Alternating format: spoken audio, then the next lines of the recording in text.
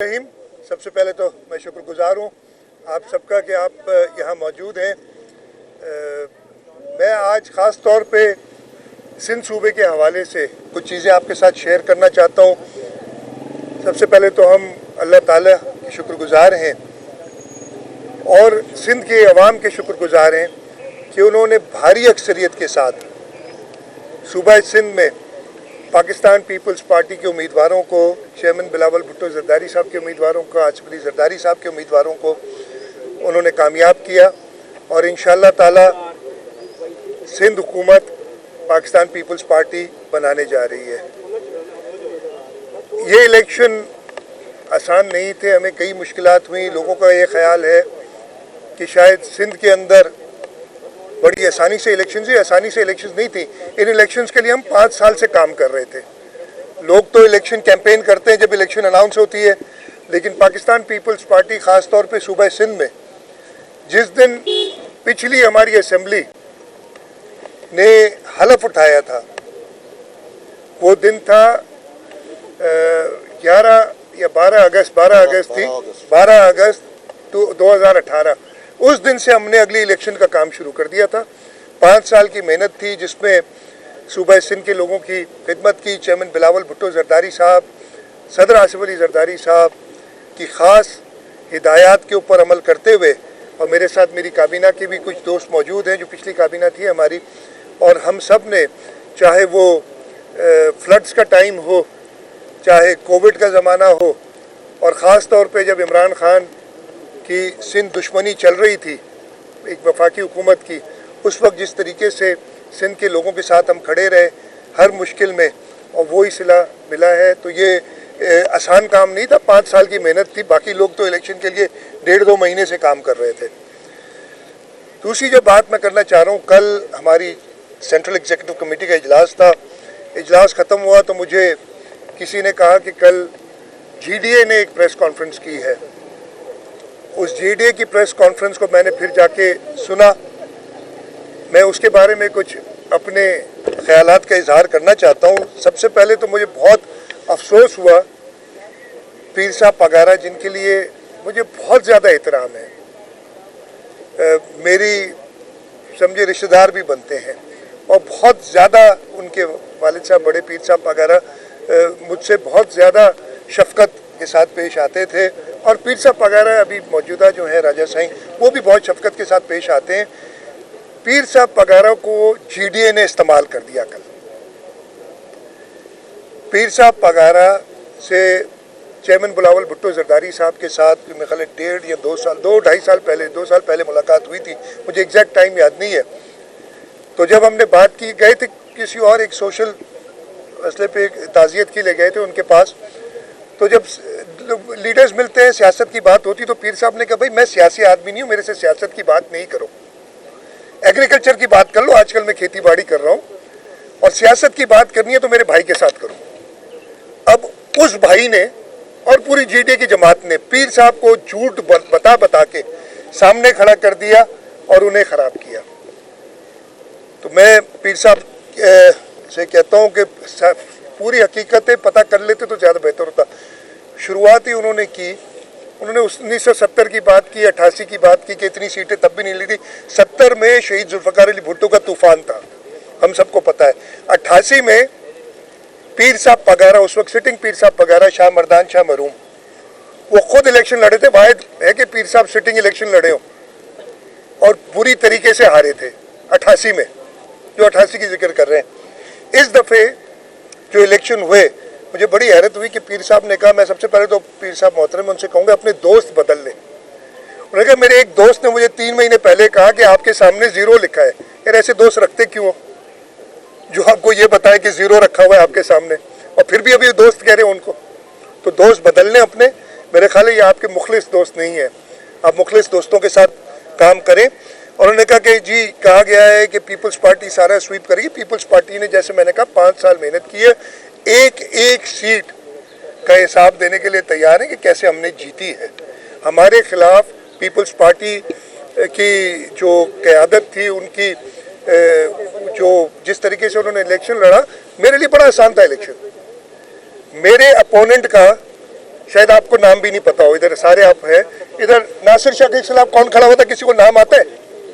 शर्जील मेमन के साथ कौन खड़ा हुआ था, किसी को नाम पता है? तो ये हालत थी कि उनको उम्मीदवार नहीं मिल रहे थे।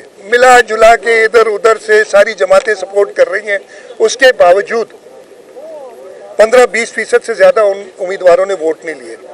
80% या उससे कहीं ज़्यादा वोट पाकिस्तान पीपल्स पार्टी ने लिए। तो ये ज़मीनी हक़ाइक़ थे जो पीर साहब को बताया नहीं गया था। मैं आपको एक और मज़े की बात बताऊँ, उन्होंने कहा था ना कि मेरे भाई से बात करो, तो उनके भाई मौसूफ ने चेयरमैन साहब से कहा, और मैं उधर मौजूद था, ये इमरान खान का ज़माना है कि जी हम हैं तो आपके साथ, हम हैं तो आपके साथ, हमें ज़रा बेनिफिट ले लेने दें, आपके खिलाफ बात करते हैं तो हमें उधर से फ़ायदा हो जाता है। और फिर जब इलेक्शन करें और कहते हैं हम आपसे मिल जाएंगे, आप फिक्र ना करें। इलेक्शन जब हो गया, हमने अपनी सीटों का डिसाइड भी कर लिया, उस वक्त उन्होंने अप्रोच किया चेयरमैन साहब को और कहा 10 सीटें हमें दो।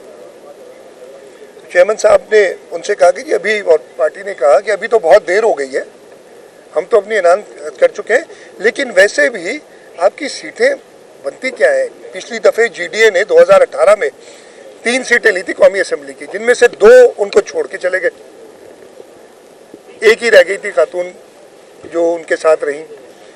उन्होंने जो प्रोविंशियल सीट्स ली थी, मुझे याद नहीं, 5 ली थी शायद टोटल, उनमें से 3 उनके साथ खड़े, 2 सांगड़ से और 1 खैरपुर से, और अभी भी 1 सांगड़ से सीट जीते, 1 खैरपुर से सीट जीते वो, बाकी तो आपको छोड़ के चले गए थे। तो आपका ये हक नहीं बनता है 10 सीट मांगने का। अगर कोई ऐसी बात करेंगे तो हम चाहते हैं कि सबके साथ मिलके हम काम करें, लेकिन उनको ख्याल था, उनको आसरा दोस्तों का था शायद, जो दोस्त उनके ना हुए फिर जीरो भी बता रहे और दोस्तों की बात भी करते हैं।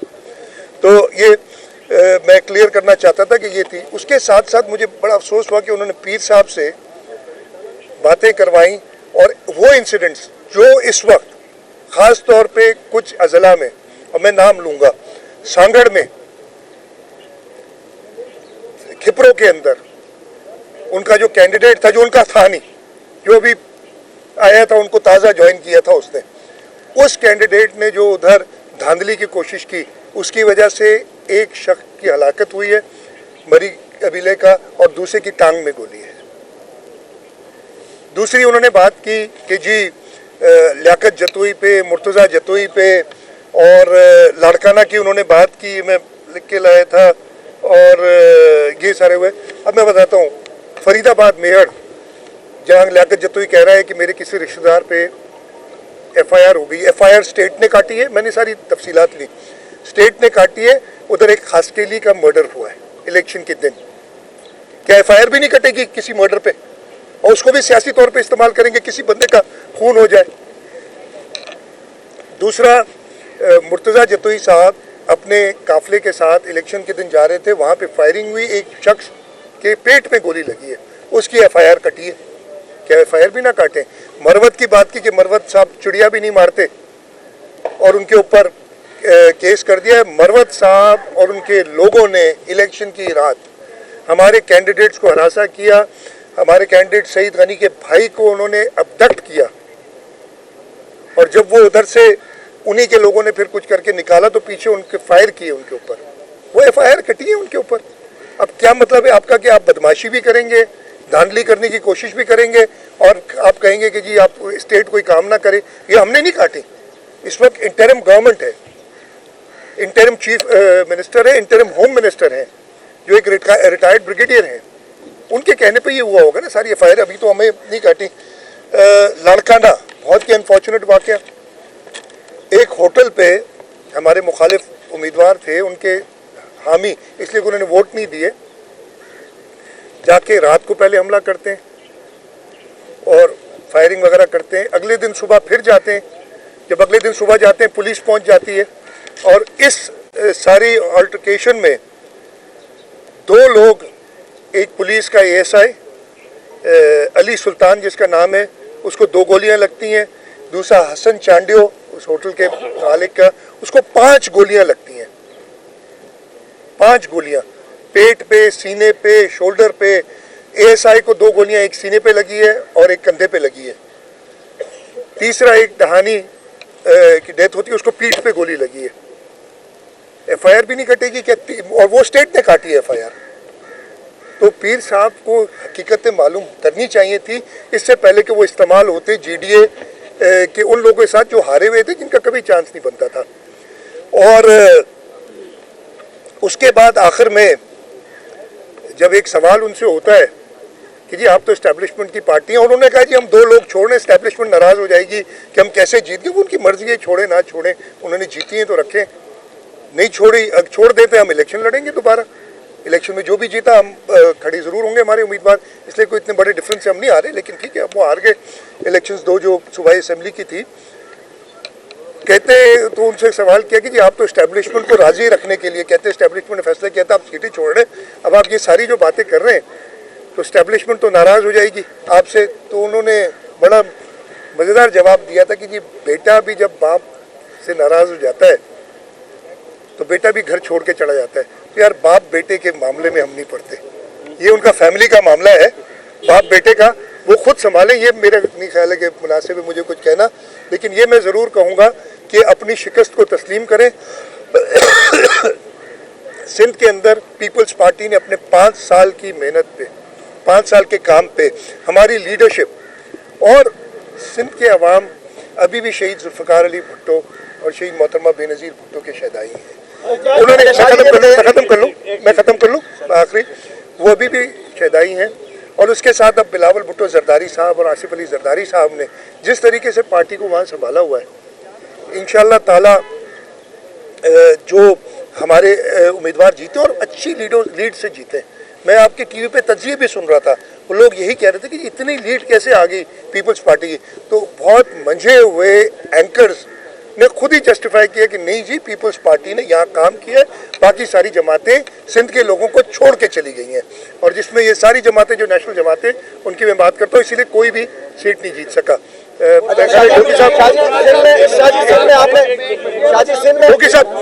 डोकी साहब ले लेंगे सवाल। ये बताइएगा कि सदर मुस्लिम लीग नून शहबाज शरीफ साहब ने प्रेस कॉन्फ्रेंस की है, उन्होंने ये कहा है कि जो अक्सरियत में जमात है बेशक वो हुकूमत बनाए, हम अपोजिशन में ही बैठने के लिए तैयार हैं। उनके इस बयान को किसने? नवाज शरीफ साहब ने। शहबाज शरीफ साहब। देखिए शहबाज शरीफ साहब अपोजिशन में अगर बैठने के लिए तैयार है तो मुझे नहीं पता, मेरी उनसे डायरेक्ट कोई बात नहीं हुई है।